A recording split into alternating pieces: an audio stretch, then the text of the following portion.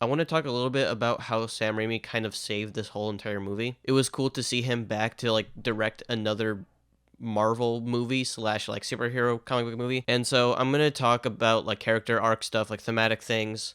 And so I basically will talk about spoilers. I'm not gonna go like into the cameos or anything. I'm just gonna kind of go into like basic plot stuff and characterization and theme stuff. So if you want to like pause the video, go watch the movie and then come back. Um, I'm okay with that, but just know I'm gonna be talking about spoilers. Sam Raimi is known for his visual style. Like he's known for the some of the horror movies where he has like really unique camera angles, really unique camera shots and movements. And he incorporates that whole entire style into this entire movie. He essentially creates a new branch of the MCU in this movie where there's like more tension building. He uses sound design really well. He plays with the soundtrack. He kind of brings in a bit more violence and almost gore, a little horror like, which I found kind of interesting. There's much more unique dynamic camera angles, camera movements, essentially added to the entertainment value of the movie. One thing that I noticed in the movie was that because MC movies always look super perfect, one thing that he introduced was actually having shots that were slightly out of focus. Like when there's characters in the sky and they're talking, he actually has a camera slightly go out of focus as the character moves forward, which is an interesting touch that I noticed because I feel like he knows that like these movies always look so perfect, so he just wanted to add these little elements that make the movie feel a bit more grounded. Like with this new style that was introduced into the movie, like it felt like finally the MCU or one of the MCU movies has a unique style to the movie. It felt like there was finally something different about some of these Marvel movies. I don't want to do the comparison game, but like with everything everywhere all at once, there's a lot of kind of dynamic movements, dynamic shots, really entertaining editing and stuff, and this movie has that as well. There's weird transitions that Samuel likes to do, like the whole thing and fades and multiple shots together through the editing and stuff like kind of put together, which was a lot of fun. It was really entertaining to see these elements, and there was a lot of moments where in the story there was no reason to have these entertainment stuff. Like he would have two characters fight with music. He didn't need to do that, and like the script probably had nothing like that, but like maybe he just wanted to add like, well, these guys are like crazy people who can control magic and stuff, so like why not have them play with music? Like that could be cool. And so Sam Raimi incorporated a lot of these moments into this movie that I felt like elevated the story and then also elevated kind of a lot of the character moments and also just the entertainment value. And so that's the next thing I kind of want to talk about is how he handles the story. The problem that I see instantly is how rushed the first act felt. A lot happens in the first 20 to 25 minutes. It seems like there was a lot Sam Raimi wanted to go into, but maybe it was too much to establish in so short of an amount of time. And likely there was a lot of cutting that he had to do in order to keep the important things. We need to know essentially where Doctor Strange is at with himself and with Christine. We need to introduce a new character. She needs to tell her backstory. We need to see where Wanda is and where she fits in with the plot. And there was just so much happening. Like there was action scenes, and it just felt like a little messy. And so this is where Sam Raimi, I felt like he tried to tighten up the film and incorporate like his fast-paced style to make the film feel more cohesive in the beginning. Like it did feel pretty rushed, and I couldn't imagine what this movie would have felt like in different hands. I feel like the tone and style of his visuals and what he normally likes to do with plots and superhero movies was incorporated into this movie, like the world building stuff. It felt like something similar to Spider-Man. Like a lot of people are kind of complaining also in the story about how it doesn't go too crazy about the multiverse of madness. Like it doesn't really, like it jumps between multiverses, but maybe like once or twice. And then there's like one scene where they go into like a bunch of different things that's like a minute or two.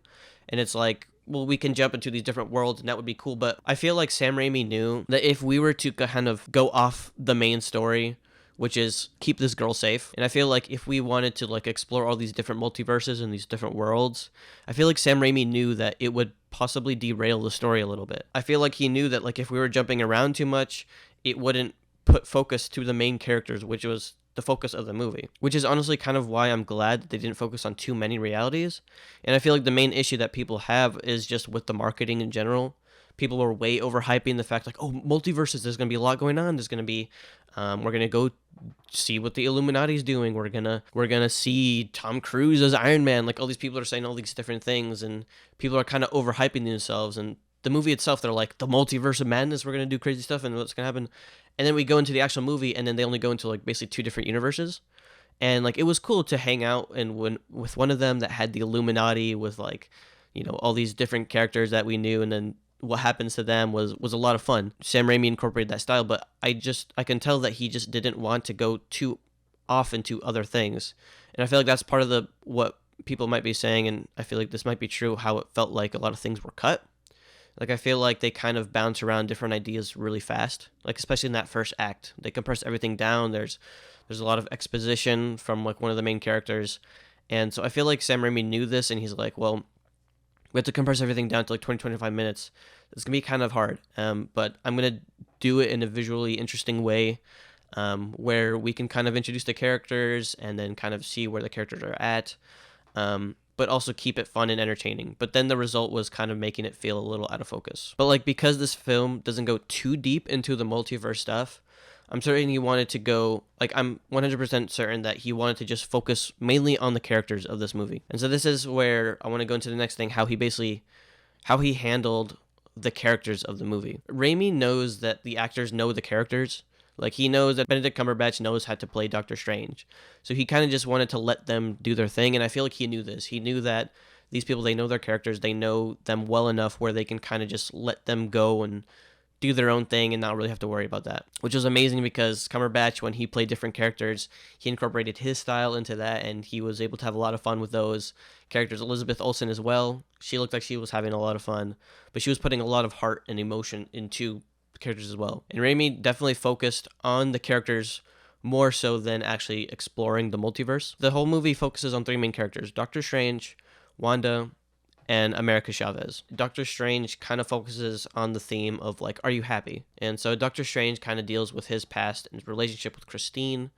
And the arc for him is essentially having to move on and let go of that relationship because it's in the past now. He essentially has to learn to be grateful for what he has in the moment. And like even though there's all these different worlds where he had different realities and different fates for himself, he can still be his own person and he can still be a good person. And like even though some Doctor Stranges had Christines and some of them didn't, he can still be grateful for what he has, like people like Wong or like America Chavez, which was like a really cool arc for him. And that's one thing that I enjoyed about it. Wanda also has an arc. She kind of has to deal with, is she happy with the fact that she doesn't have her kids? Like one thing that they focus on in the movie is that she wishes that she was with her kids throughout the entire movie. And so that's the main plot where she's kind of the villain. She's the person who is trying to steal America Chavez, get her powers. She wants to take those powers in order for her to find a reality where she has her kids.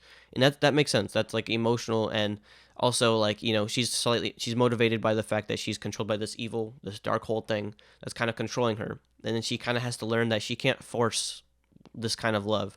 She can't just go into a different reality and just take those kids and just do that. Like that's not how it works. I think it worked really well in this movie, and it added to her character because the Darkhold is kind of like manipulating her, but then she's also still dealing with this trauma that she dealt with in WandaVision. And in the end, she had to sacrifice herself in order to destroy the Darkhold and then essentially save all the realities, which I thought was an awesome moment in the film and for her story as well.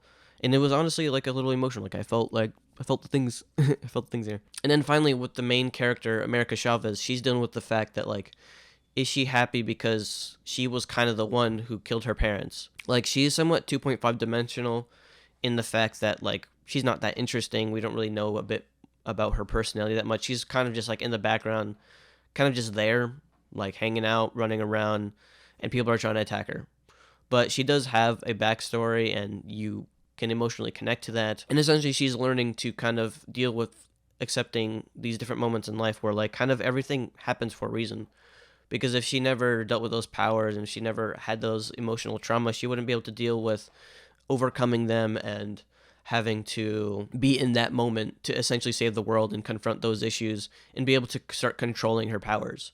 And so that's like an interesting moment in the film, and it was honestly pretty powerful. And I knew that Sam Raimi wanted to focus on these type of things in the movie, and it worked. I can tell that like Sam Raimi was like, this is like the focus on the movie. This like the multiverse stuff is like, it's cool, and I'm gonna incorporate it as like a thing that characters will do and act on, but like the focus will still be on these three main characters dealing with their problems and dealing with their issues. I'm sure they had moments where they kind of explored her personality, but maybe they didn't.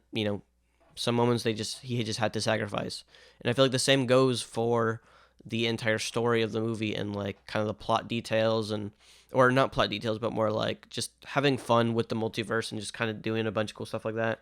Like I knew, like I could tell that like Sam Raimi, he wanted to like kind of go into that, which is why he did. He had those little Easter eggs and stuff, but he still wanted to focus on the main characters and still focus on their relationships and their problems that they had to deal with. And I think that was the best thing and the best focus of Doctor Strange. And in the end, I just want to say that I'm glad that they got Raimi to be part of the project, because the result was like a visually entertaining ride that gives you emotions and fun. And I think that like with a different director, the fun and style probably would not be present. When I think it's necessary part of like what Doctor Strange is as like an idea and like explain the multiverse thing. I'm glad that Sam Raimi was there to kind of soak his visual style and his unique perspective of like comic book movies and directing into the movie and made it feel more legit. He kind of let the characters just like exist and be part of the movie, and he was able to just input his what he knows about directing, and that added to the entertainment value. When we went into the Illuminati universe, he had a lot of fun with WandaVision taking over other bodies and stuff, and like doing cool camera angles and interesting movements and transitions, and it was just a lot of fun. And so I feel also that this film added a new style and like a branch of the MCU where the MCU can kind of go a bit darker and more unique in its style and more comic-y, more fun and more dark. Sam Raimi, he has the experience. He's worked on other Marvel movies, and he kind of knows it's easier for him to be able to incorporate his indie filmmaking abilities to these big budget movies. I want Marvel Studios to kind of give more trust in the filmmakers behind the movies, because that's how you give them more personality. Yeah, this movie is just a bunch of movies combined, but it's still like a Doctor Strange movie, and it's still like a WandaVision movie. You know, this is what the MCU is. This is what Marvel movies do. They incorporate all these movies, but they still focus on the main characters. Yeah, you want the entertainment of like going around different multiverses, but it's like we still want to focus on the characters. We don't want to derail the story and risk the fact that the movie goes off by risking the characters and not having them be as interesting. Honestly, I had a really good time with the movie. It was visually entertaining. The sound design was amazing. Denny Elfman's score was pretty good. I'm glad he was back to collab with Raimi. But overall, I had a fantastic time with it. I think it explores. I'm just glad that Sam Raimi was a part of the movie, because he's the one that made it for me. I want to just give it a quick score. I'm thinking like an 8 out of 10. One of the most visually interesting MCU movies, and I think it definitely succeeded in the character stuff too. The beginning, and it's like one of the most messy first acts. But I think overall, once the plot gets started, it definitely fulfills potential to be like one of the most entertaining MCU movies. Go watch this movie, but maybe don't bring your kids, because there's there's some sketchy stuff that happens in it. They might be like, what the frick is that? They might get like, honestly, probably traumatized. But this is like one of the darker MCU movies. Yeah, check this movie out. It's awesome. Hopefully you guys enjoyed this video. I'll see you guys next time.